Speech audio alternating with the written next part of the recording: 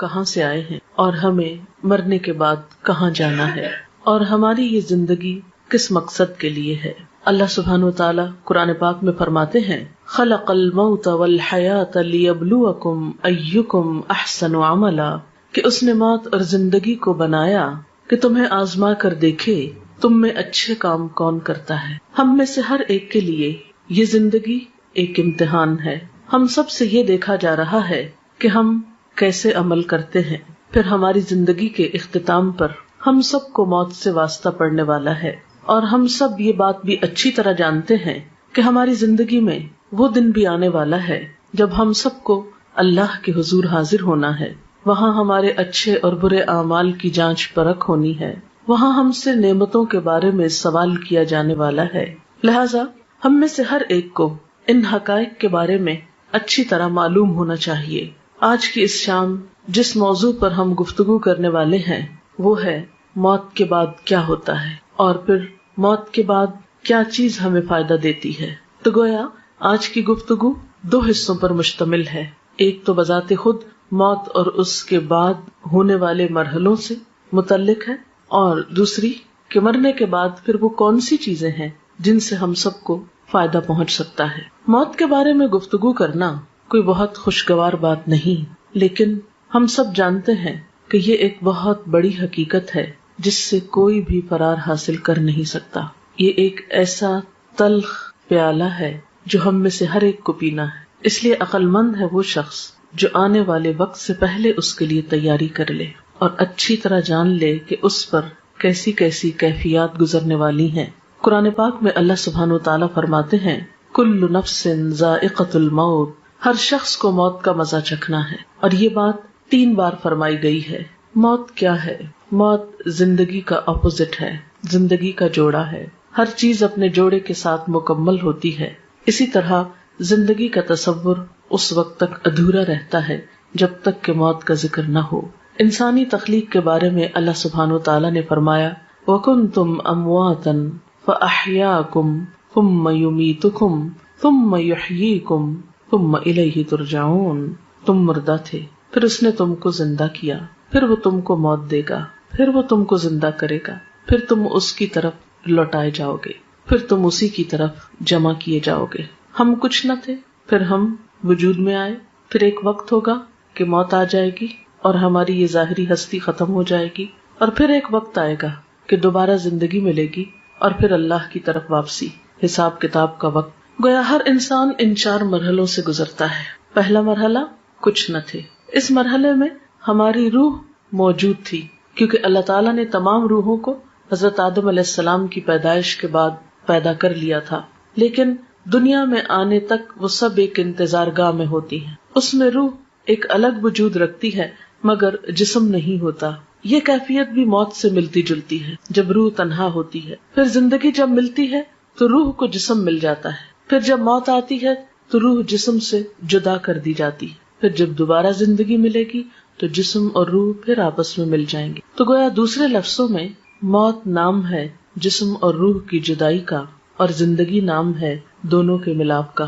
ہم کچھ نہ تھے، ہم وجود میں آئے، ہماری روح کو جسم ملا، اور جب ہماری زندگی پوری ہو جائے گی، ہمیں دیا ہوا وقت مکمل ہو جائے گا، تو پھر ہم میں سے ہر ایک کو موت کی کیفیت سے لازماً دوچار ہونا ہوگا۔ وہ وقت بہت اداسی کا وقت ہوتا ہے۔ جدائی کا وقت تو ویسے بھی، خاص زندگی میں ہی کسی سے جدائی ہو، وہ ایک تکلیف دہ وقت ہوتا ہے۔ الگ ہونا، بچھڑنا کوئی خوشگوار بات نہیں۔ عارضی جدائیاں بھی تکلیف دہ ہوتی ہیں، لیکن کچھ جدائیاں پھر مستقل ہو جاتی، اور اس کے بعد دوبارہ اس دنیا میں واپسی کا امکان نہیں۔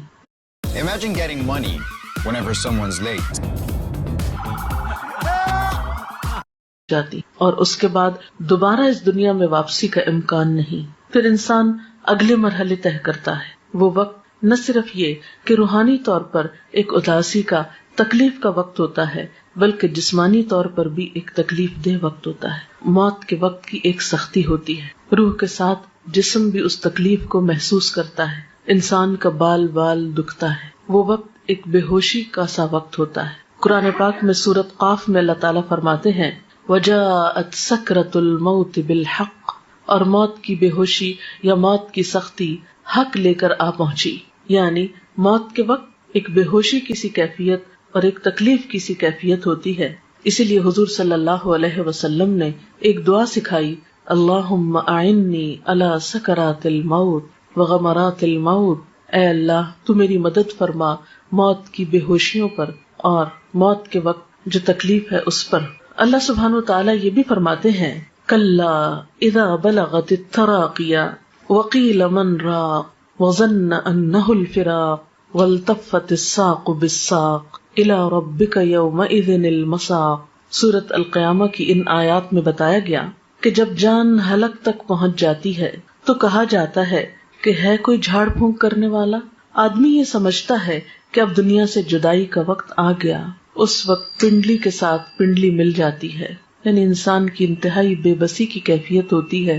نہ کوئی علاج کام آتا ہے، نہ کوئی دم درود کام آتا ہے، اور انسان اپنی روح کو خیر بات کہہ دیتا ہے. حضرت جابر رضی اللہ تعالی عنہ کہتے ہیں، رسول اللہ صلی اللہ علیہ وسلم نے فرمایا، موت کی تمنا نہ کرو، لا تمنوا الموت. جان کنی کی تکلیف بڑی شدید ہے، اور یہ نیک بختی کی علامت ہے کہ اللہ کسی بندے کی عمر لمبی کر دے اور اسے توبہ کی توفیق عطا فرما دے. موت کے بعد جسم ہوتے وہ قبر میں ہوتی ہے، اور روح جو ہوتی علیین سجین میں ہوتی ہے. نیک لوگوں کی روح علیین میں ہوتی ہے جو بلند جگہ ہے، اور بدترین لوگوں کی روح سجین میں ہوتی ہے جو قید خانہ ہے، اور وہاں ان کے ساتھ جو بھی معاملہ ہوتا ہے جزا یا سزا کا. لیکن قبر کے اندر یا جسم جہاں پر بھی ہو ایک لنک اس کا برابر رہتا ہے جس سے جسم بھی تکلیف محسوس کرتا رہتا ہے، خواہ وہ ایک گھڑے کے اندر ہو یا پھیلا ہوا ہو. یہ بالکل ایسے ہی ہے جیسے کروڑوں میل دور سورج ہونے کے باوجود اس کی کرن ہمارے جسم پہ پہنچتی ہے تو ایک کنیکشن ہو جاتا ہے، اور ایک جیسے شعاع آپ کی آنکھ میں اگر ریفلیکٹ ہو کے بھی آتی ہے تو ایک پیئرسنگ افیکٹ ہوتا ہے اس کا. تو اسی طرح قبر میں مردے کو جو عذاب ہوتا ہے یہ قرآن و حدیث سے ثابت ہے. لیکن شہداء کی روحیں جو ہیں وہ جنت میں ہوتی ہیں، ان کو رزق دیا جاتا ہے اور ان کے ساتھ اچھا معاملہ ہوتا ہے. آپ نے فرمایا، شہیدوں کی روحیں سبز پرندوں کی شکل میں قندیلوں میں رہتی ہیں جو عرش الہی کے نیچے لٹکی ہوئی ہیں. جب چاہتی ہیں جنت میں سیر کے لیے چلی جاتی ہیں، اور جب چاہتی ہیں واپس آ کے انہیں قندیلوں میں بیٹھ جاتی. یہ مسلم کی روایت ہے. حضرت عبداللہ بن عباس کہتے ہیں کہ آپ صلی اللہ علیہ وسلم نے فرمایا، شہداء جنت کے دروازے پر بہنے والی خوبصورت نہر کے سبز گنبدوں میں ہیں جہاں انہیں صبح شام ان کا رزق دیا جاتا ہے. اس کے بعد یہ کہ قیامت کا دن آتا ہے اور انسان کا حساب کتاب شروع ہوتا ہے. میں اس کی تفصیلات میں نہیں جاؤں گی. میں اپنے لیکچر کا دوسرا اہم ترین حصہ کہ مردے کے لیے پھر ہمیں کیا کرنا چاہیے وہ تو پہنچ گیا جہاں اس کو پہنچنا تھا. ان احادیث کی روشنی میں اور قرآنی آیات کی روشنی میں زیادہ بڑا فرق جو ہے وہ مسلم اور کافر کا ہے، اور ایک چیز بیچ میں منافق کی بھی آتی اور برے اعمال کی بھی آتی. بہرحال قیامت کے دن انسان کی شکلوں صورتوں کو، اس کے مال کو، پراپرٹی کو، جائیداد کو، اس کی ذہانت اور اس کی ڈگریوں کو، سرٹیفکیٹس کو نہیں دیکھا جائے گا. اس کی نیت دیکھی جائے گی، اس کا اخلاق اور اس کے اعمال اور اس کا کردار دیکھا جائے گا کہ اس نے اللہ تعالیٰ کی پسند کے کتنے کام کیے. مثلاً ایک شخص زبان کھولتا ہے اور غلط باتیں کرتا ہے، جھوٹ بولتا ہے، الزام تراشی کرتا ہے اور ساتھ نماز بھی پڑھتا ہے. ایک شخص شہید ہو رہا ہے اور ساتھ والدین کی نافرمانی وہ کرتا ہے. تو کچھ مسلمان ایسے ہوں گے کہ جن کے ملے جلے عمل ہوں گے. اب یہ اللہ تعالیٰ پر ڈپینڈ کرتا ہے کہ وہ کس کے ساتھ کیا معاملہ کرے. دیکھیں نا، آپ انسانوں میں کچھ انسان ہوتے ہیں جو آپ کے دوست ہوتے ہیں، آپ کو معلوم ہے کیسے معاملہ کریں. کچھ دشمن ہوتے ہیں، آپ کو پتا ہے. کچھ بیچ کے لوگ ہوتے ہیں، پھر وہ اللہ کی مرضی جس کیٹیگری میں ان کو رکھے. لیکن بہرحال نبی صلی اللہ علیہ وسلم نے جب صحابہ کرام کے سامنے ان سب باتوں کا ذکر کیا تو صحابہ کرام ایک موقع پر اتنا روئے کہ سب نے اپنے منہ پہ کپڑے ڈال لیے اور سسکیاں لے لے کر روئے. ان سب نے یہ محسوس کیا گویا یہ ساری باتیں ہمارے ہی بارے میں کی گئی. لیکن جب ہمیں اس طرح کی کوئی بات سنائی جائے تو ہم کہتے ہیں نہیں یہ تو کافر کی بات ہے، منافق کی بات ہے، ہم تو کلمہ پڑھتے ہیں اس لیے ہم پہ کوئی اثر نہیں. لیکن ٹھیک ہے ہم کلمہ پڑھتے ہیں، لیکن یہ بھی دیکھنا چاہیے کہ کلمے کی تصدیق کتنی کرتے ہیں، اس کو سچا کتنا مانتے ہیں، اور اللہ تعالیٰ کو بڑا کتنا مانتے ہیں، اس کی اطاعت کتنی کرتے ہیں. یہ بات بھی ہم سب کو سوچنے کی ہے. بات یہ ہے کہ عمل سے ہی انسان کی زندگی بنتی ہے، اور اللہ تعالیٰ بھی انسان کے عمل کو دیکھتا ہے. اس لیے ہم سب کو یہ دیکھنا چاہیے کہ ہم نے اپنی آخرت کے لیے کیا تیار کر رکھا ہے. جیسے کہ قرآن پاک میں آتا ہے وَلْتَنْظُرْ نَفْسٌ مَّا قَدَّمَتْ لِغَدٍ، چاہیے کہ ہر شخص دیکھے اس نے اپنے کل کے لیے کیا تیاری کی ہے. سورۃ یاسین میں بھی اللہ سبحانہ وتعالیٰ فرماتے ہیں اِنَّا نَحْنُ نُحْيِي الْمَوْتَىٰ وَنَكْتُبُ مَا قَدَّمُوا وَآثَارَهُمْ وَكُلَّ شَيْءٍ أَحْصَيْنَاهُ فِي إِمَامٍ مُبِينٍ، کہ یقیناً ہم مردوں کو زندہ کریں گے اور ہم لکھ رہے ہیں جو کچھ وہ آگے بھیجتے ہیں اور جو اپنے آثار چھوڑ رہے ہیں، اور ہر چیز کو ہم نے ایک کھلی کتاب میں لکھ رکھا ہے. تو گویا ہر انسان کا نامہ اعمال دو چیزوں پر مشتمل ہے، ایک وہ جو اپنی زندگی میں کام کرتا ہے اچھے یا برے، دوسرے وہ جو اس کے بعد اس کے نام پر یا اس کو دیکھ کر لوگ کرتے ہیں.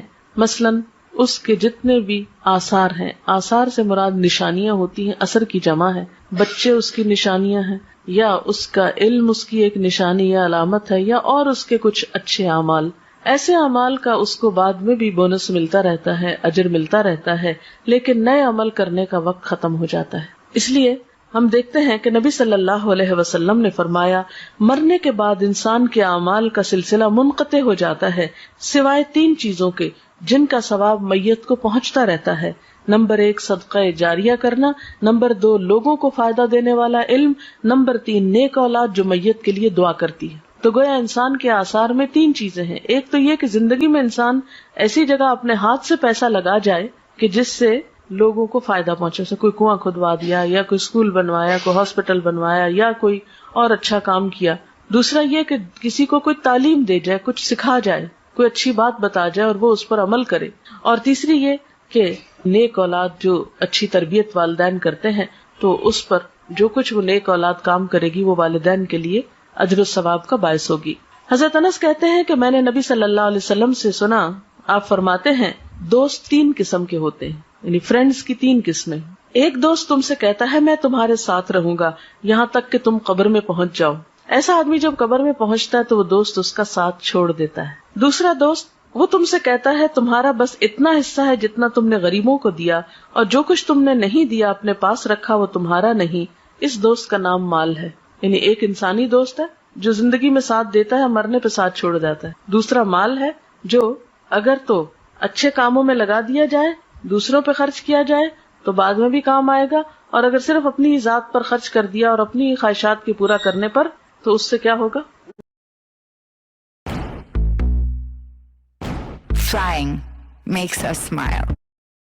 تو اس سے کیا ہوگا؟ وہ بعد میں کام نہیں آئے گا. اور تیسرا دوست تم سے کہتا ہے کہ میں تمہارے ساتھ رہوں گا اس جگہ بھی جہاں تم داخل ہوگے، اس جگہ بھی جہاں سے تم نکل کر جاؤ گے، یعنی قبر. اس کا نام عمل ہے. آدمی حیران ہو کر عمل سے کہے گا بخدا ان تینوں طرح کے دوستوں میں سے تم میں حقیر اور معمولی چیز سمجھتا تھا اور یہ میری بھول تھی. میں نے رشتہ داروں کے لیے، دوستوں کے لیے سب کچھ کیا، کوئی کام نہیں آیا، صرف عمل ہی ساتھ رہا. تو گویا ایک دوست انسان ہے، دوسرا مال ہے، اور تیسرا عمل ہے. انسان انسانی دوستوں کو بہت اہمیت دیتا ہے، مال کو بھی بہت چاہتا ہے، لیکن کام کرنا پسند نہیں کرتا جبکہ ساتھ اسی کو دینا ہے. حضرت ابو ہریرہ سے روایت ہے نبی صلی اللہ علیہ وسلم نے فرمایا بے شک مومن کے ان کاموں اور نیکیوں میں سے جن کا ثواب اسے مرنے کے بعد بھی پہنچتا رہے گا یہ چیزیں ہیں. یعنی اپنی زندگی میں انسان ایسے کام کر جائے جس کا اجر و ثواب اس کو مرنے کے بعد ملے. تو آپ صلی اللہ علیہ وسلم نے اب وہ کام بتائے. اب یہ حدیث ہم سب کے لیے کہ وہ کون سے کام ہیں جو آج ہم کریں تو ہمیں قبر میں بھی اس کا پروفٹ ملتا رہے گا، اس کا فائدہ ملتا رہے گا، کیونکہ عمل ہی ساتھ جائے گا نا. وہ کون سے ہیں؟ نمبر 1 وہ علم جس کو اس نے سیکھ کر پھیلایا، یعنی خود بھی سیکھا اور دوسروں کو بھی سکھایا یا پھیلایا. نمبر 2 نیک اولاد جو اپنے بعد چھوڑ گیا، کیونکہ وہ بھی جو کچھ کرے گی انسان کی کوشش ہوتی ہے نا اس میں شامل، کیونکہ اولاد کو سکھاتا ہے انسان، طالب علموں کی طرح تربیت کرتا ہے، تو جو وہ کرے گا وہ بھی ثواب ملے گا اس. نمبر 3 قرآن مجید جس کا وہ دوسرے کو وارث بنا گیا، یعنی اس کے اپنا تھا جس سے پڑھتا تھا کرتا تھا، پھر وہ کسی کو دے گیا اور کوئی اور اس کو پڑھ رہا ہے. نمبر 4 مسجد جو وہ تعمیر کر گیا. نمبر 5 مسافروں کے ٹھہرنے کے لیے گھر بنا گیا، یہ کوئی ہاسٹل بھی ہو سکتا ہے، کوئی مسافر خانہ، سرائے، کچھ بھی ہو سکتا ہے. نمبر 6 نہر جاری کر گیا، یعنی پانی کا انتظام کر گیا. نمبر 7 صدقہ خیرات جو وہ اپنے مال میں سے اپنی تندرستی اور زندگی کی حالت میں نکال کے گیا، یعنی کہ مرتے وقت یہ فلاں کو دے دو فلاں کو، وہ تو پھر ہو گیا اوروں کا. ان چیزوں کا اس کو مرنے کے بعد بھی ثواب پہنچتا رہے گا. یعنی یہ وہ اعمال ہیں کہ جو مرنے کے بعد بھی انسان کے کام آتے ہیں. حضرت ابو ہریرہ سے روایت ہے سعد بن عبادہ کی والدہ فوت ہو گئی تو سعد نے کہا اے اللہ کے رسول صلی اللہ علیہ وسلم میری ماں فوت ہو گئی ہے، کیا میں اس کی طرف سے خیرات کر سکتا ہوں؟ آپ نے فرمایا ہاں. عرض کی کون سی خیرات بہتر رہے گی؟ فرمایا پانی پینے کا انتظام، یعنی دوسروں کو پانی پلانے کا انتظام کرو. تو مرنے والے کے لیے یہ نیکی بھی باعث ثواب ہے، خواہ انسان اپنی زندگی میں خود کر جائے یا اس کے بعد اس کی اولاد کرے یا وارث کرے. پھر علم کے بارے میں آپ صلی اللہ علیہ وسلم نے فرمایا بے علموں کو علم سکھانا صدقہ ہے. حصول علم کے راستے پہ چلنے والے کے لیے اللہ تعالیٰ جنت کا راستہ آسان کر دیتے ہیں. یعنی علم جو ہے انسان کے لیے بہترین صدقہ جاریہ ہے. انسان اگر سیکھتا ہے، سکھاتا ہے، کوئی کتاب لکھتا ہے، کوئی مضمون لکھتا ہے، کوئی کسی کو تعلیم دیتا ہے، کسی طالب علم کی فیس دیتا ہے، کوئی اسکول بنوا دیتا ہے، کوئی مدرسہ بنواتا ہے، کچھ بھی جو علم کی ایکٹیویٹی یا ترقی کے لیے، اور آج کا دور جیسے کمپیوٹر انٹرنیٹ کا دور ہے یا اور وسائل، تو کوئی بھی ایسا آلہ یا چیز خریدنا یا تیار کرنا یا ایجاد کرنا، وہ سب اس میں شامل ہے جس سے خیر کی بات عام ہو سکے. پھر نیک اولاد، یعنی انسان کی زندگی میں بہت چانس ہے کہ اپنے بچوں کی، اور خصوصاً آپ مائیں ہیں جن کے پاس بچوں کو وقت زیادہ ملتا ہے رہنے کا، ان کی اچھی تربیت کرے.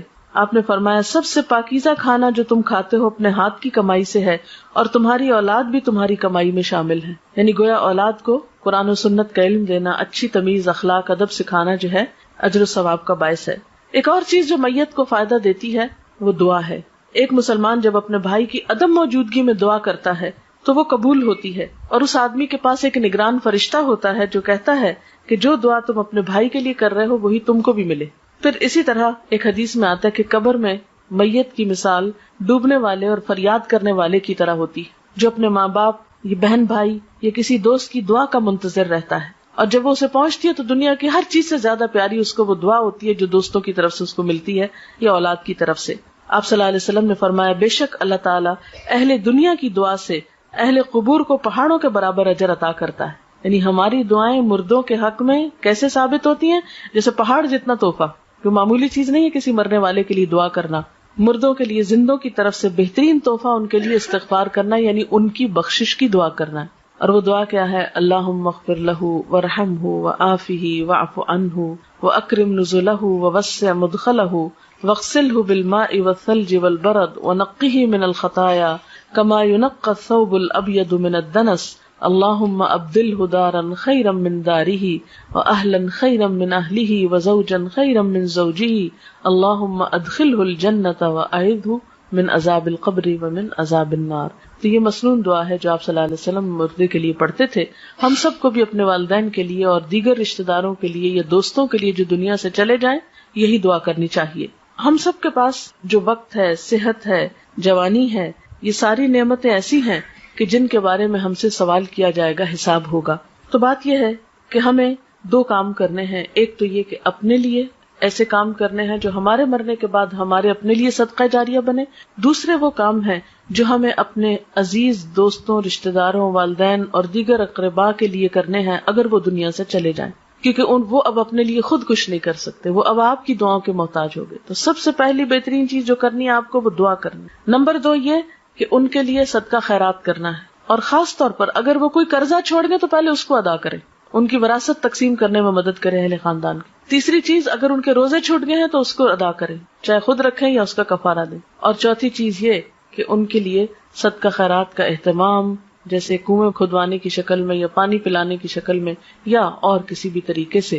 تو دعا، قرضوں کی ادائیگی، علم کا پھیلانا، یہ تمام چیزیں جو ہیں یہ میت کو فائدہ دیتی ہیں. وآخر دعوانا ان الحمد للہ رب العالمین. اب اگر آپ کے پاس کوئی سوال ہے تو آپ وہ کر سکتے ہیں. میں نے اسی لیے ذرا سا پہلے چھوڑا ہے کہ دعا کا بھی وقت مل جائے، اور اگر کوئی بات آپ کے ذہن میں ہو جو اس لیکچر سے واضح نہیں ہوئی تو اس سے آپ کو فائدہ ہو جائے. شرک کا مطلب ہوتا ہے کسی کو شریک کرنا. اللہ تعالیٰ کی ذات میں، اس کی صفات میں، اس کے حقوق میں، اختیارات میں کسی اور کو شریک سمجھنا شرک ہوتا ہے. ذات میں شرک کیا ہے؟ جیسے اللہ تعالیٰ کو الہ ماننے کے علاوہ پتھروں کے بت یا فرشتوں یا